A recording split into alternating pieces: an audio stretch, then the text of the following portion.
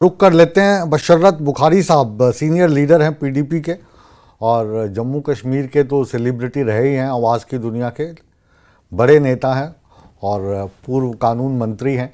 बहुत बहुत स्वागत है बुखारी साहब आपका। और बुखारी साहब से बातचीत हो रही है इस दरमियान मैं अपने जो प्रोड्यूसर साहब हैं उनसे गुजारिश करूंगा कि इससे जुड़े जो फैक्ट्स हैं वो भी आप स्क्रीन पर दिखाते रहें। तो बुखारी साहब आपसे मुखातिब हूँ, क्या सोचते हैं आप इस पूरे प्रोजेक्ट को लेकर? आपका सबसे पहले आपका शुक्रिया कि आपने मुझे याद किया है। नहीं, ये हमारी खुशनसीबी है कि आप हमारे साथ हैं जी। जितने भी पैनलिस्ट हैं या जो सुन रहे हैं जी, किसी को ये नहीं लगना चाहिए कि मैं किसी के दीन धर्म में मुदाखलत कर रहा हूँ जी। उस एतबार से मैं बात नहीं करूंगा। हाँ, नहीं, आज हम पहले ही साफ कर देते हैं कि आज आप यहाँ पर पीडीपी पार्टी के कार्यकर्ता के तौर पे या पूर्व कानूनी मंत्री के तौर पे नहीं, बल्कि एक इंटेलेक्चुअल के तौर पे हम आपको जोड़ रहे हैं। धर्म के एतबार से बात है, इसलिए मैं बड़े एहतियात से बात करूंगा with all regards and respect to everybody. अच्छा है ये तामीर तरक्की, डेवलपमेंट, आराम व आसाइश लोगों को देना, खास तौर से जब कहीं पे यात्रा होती है या कहीं पे लोग जाते हैं तो फिर उनको भी आराम मिलना चाहिए, उनको आसाइश होनी चाहिए। ये सरकार की जिम्मेदारी है, इसमें कोई शक नहीं है। लेकिन अगर हम इस पर्टिकुलर इशू को देखेंगे जहां पे श्री माता वैष्णो देवी की यात्रा के लिए लोग दूर दूर से आते हैं और इन यात्रियों की वजह से डेफिनेटली वहां पे इतने सालों से लोगों को रोजगार फराहम हो रहा है, आप इसे आंखें मूंद नहीं ले सकते हैं जी। तो और अगर वहां पर अब एक केबल कार लग रहा है या लगाने वाले जा रहे हैं जो यात्रियों को आसानी इस जो आपकी गुफा है जहां पे जाना होता है वहां तक पहुंचा सकते हैं, इन्हें भी देखा जाए तो यात्रियों के लिए आसानी है।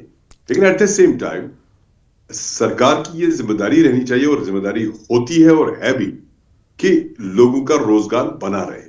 बिकॉज जब भी कोई शख्स दिन में कमा के शाम को खुद और अपने बीवी बच्चों या बाकी जो अयाल में होते हैं लोग उनको इज्जत के साथ रोटी, 2 रोटियां और सब्जी खिला सकें, वो आराम और चैन की नींद सो सकता है। और अगर उसको रोजी रोटी में फर्क पड़ेगा और उसको आसानी नहीं मिलेगा, उसको ज्यादा जद्दोजहद करना पड़ेगी और ये कभी कभी मुश्किल हालात पैदा करते हैं और इंसान गलत रास्ते पे भी जाता है। सो अल्टीमेटली जब इंसान का पेट में खाना मिल जाए, इज्जत से मिल जाए, मेहनत मशक्कत तो होती है तो इंसान खुश खुरम रहता है। अब अगर वहां पे जितने लोग हमारे हैं जो इससे जुड़े हुए, जिनका कारोबार देखे ना, मैंने हालांकि मैं ऊपर तो गया नहीं, नीचे तक गया हूं मैं उस रियासी साइड में। वहां बहुत कारोबार चल रहा है, बहुत आना जाना है लोगों का, लोग कमाते हैं, जीते हैं, सब कुछ करते हैं जी। तो अगर इस चीज से उनके रोजगार पर, हालांकि इसमें भी कोई शक नहीं है कि कुछ बहुत सारे बुजुर्ग लोग आते हैं जो शायद ऊपर तक पहुंच नहीं पाते होंगे, उनको मुश्किल आन पड़ती होगी ऊपर तक जाने में, उनके लिए आसानी करना जरूरी है सरकार के लिए। But at the same time अब जितने सारे वहां पे होटल्स हैं या रेडी वाले हैं या बाकी दुकानदार हैं जो कमाते हैं, जो शाम को इज्जत से रोटी खाते हैं मेहनत मशक्कत करके, सरकार का फर्ज बनता है कि उस चीज पर ध्यान दे और ख्याल रखे। बिकॉज सरकार, और सबसे बड़ी बात ये वेलफेयर स्टेट है, ऐसा नहीं कि आप कानून लागू कर लें, जो होता है होने दो, ऐसा नहीं होता है। ये वेलफेयर स्टेट है, यहाँ पे लोगों की आराम आसाइश और उनका रोजगार सबसे बड़ी बात है। आज भी जब हम चिल्लाते हैं तो रोजगार के लिए चिल्लाते हैं। आज भी हम कहते हैं कि हमारे पास इतने पढ़े लिखे लोग हैं। आज तो जहां आज से 40-50 साल पहले एक घर में मैट्रिक पास होता था तो उसको नौकरी का ऑर्डर घर मिलता है, आज हर घर में पीएचडी वाले हैं, उनको नौकरी नहीं है। तो इसलिए सरकार को इस चीज का भी ध्यान रखना चाहिए। और जो लोग जुलूस निकालते हैं या जो एहतजाज करते हैं, उनको भी चाहिए कि एहतजाज करना हक है उनका, जमहूरी निजाम है, you can't stop anybody, but उनको भी चाहिए कि वो इंतजामिया से बात कर ले ताकि इसका रास्ता निकल आ सके। जी, अभी क्योंकि इसको जाहिर है कि हम धार्मिक चश्मे से नहीं देख सकते और जो लोगों के रोज़गार हैं उनके रोज़गार बचे रहें, हमारी कोशिश यही होनी चाहिए। लेकिन समय के साथ साथ चीज़ें बदलती हैं। जैसे पहले मान लीजिए पानी की यात्रा होती थी तो छोटी छोटी किश्तियाँ लेके चलते थे, तो उनकी जगह बड़े बड़े जहाज़ ने ले ली। हवाई जहाज़ नहीं पहले होता था।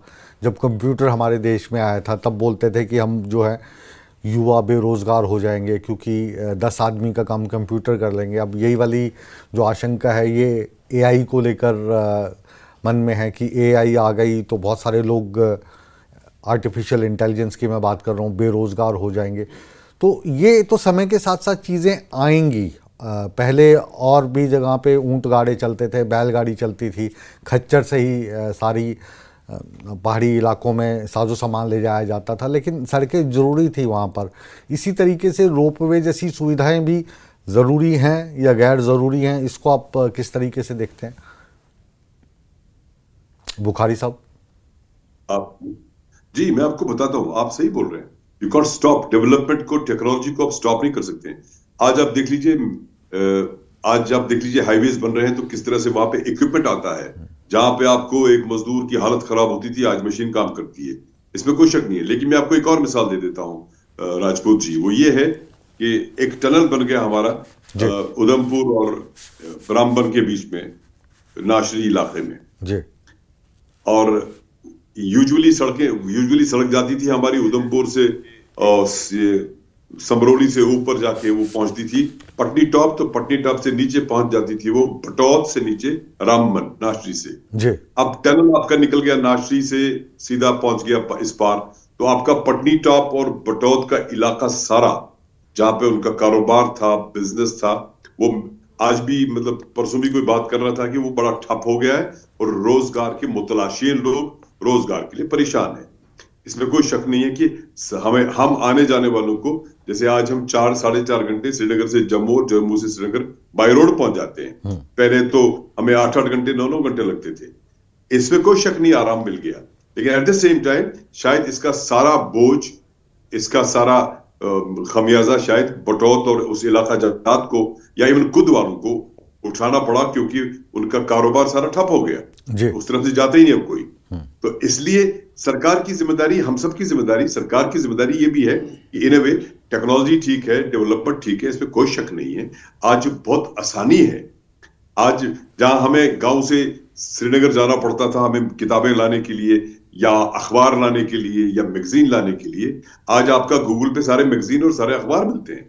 इसमें कोई शक की गुंजाइश नहीं। हाँ, तो मतलब समय के साथ जो है वो चीज़ें बदल रही हैं, अपना आकार ले रही हैं। जब टीवी आए थे तो लोग कहते थे कि अगर टीवी पे न्यूज़ शुरू हो जाएगी तो अखबार ख़त्म हो जाएंगे।